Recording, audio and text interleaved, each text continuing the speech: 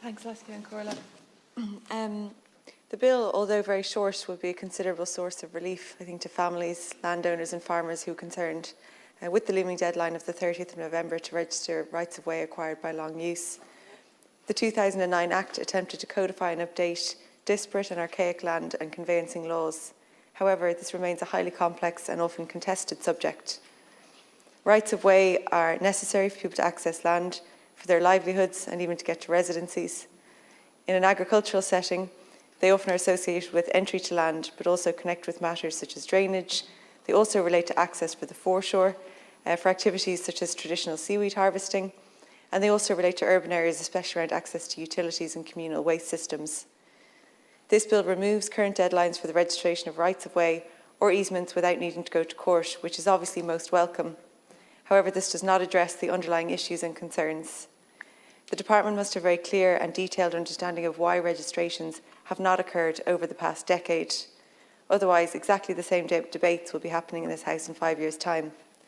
I urge the Minister to engage in a proactive programme to meet with communities and stakeholders to understand the topics involved and to make the necessary changes.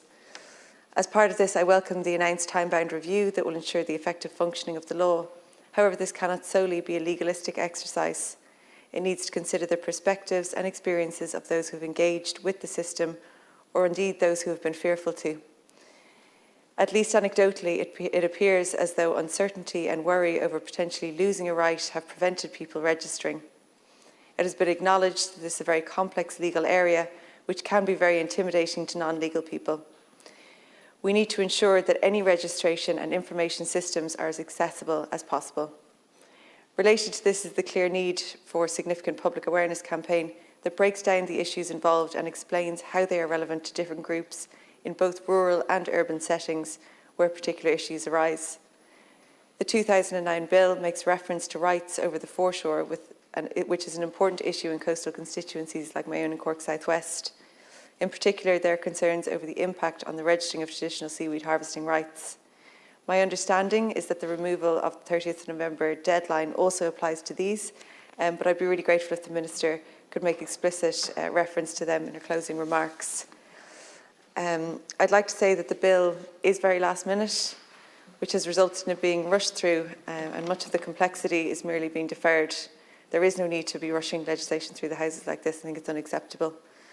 The Government and Department were aware of this deadline, and if it were dealt with, even as a stopgap measure like this one, earlier, it would have prevented concern and stress in many households and communities. Finally, I cannot discuss this issue and comment on it without mentioning our kind of larger treatment of public rights of way. Ireland has a much stricter regime than other parts of Europe due to, in no small part, fears of litigation. And we need to have a larger conversation about rights of way and the possibility of opening up parts of cities and the countryside for active travel networks without the absolute fear being instilled in people who own land in fear of litigation.